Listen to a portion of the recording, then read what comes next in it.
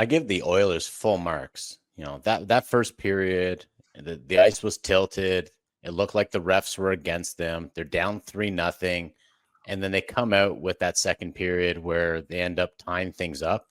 That is very hard. And that's the definition of being disciplined and just a mature hockey team. Like, I would love to have, seen behind the scenes kind of camera in that dressing room, what McDavid might have been saying, what some of the other leaders might have been saying, because, we were all probably expecting, after it being 3-0, that this was going to be a blowout.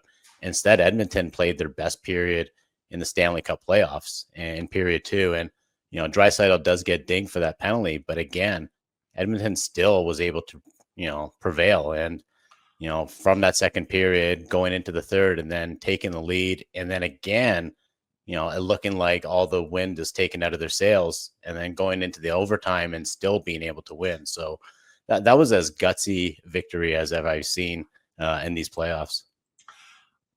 I'll use the line that I used after game 3, and I hope Chris Knobloch, going into the locker room, said this: cut the crap out.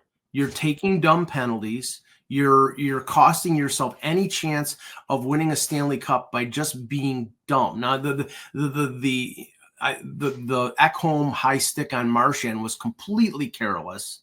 I've already talked about Kane's penalty, and the Darnell Nurse trip on Barkov. He stuck his foot out and just tripped him. I mean, they were avoidable penalties.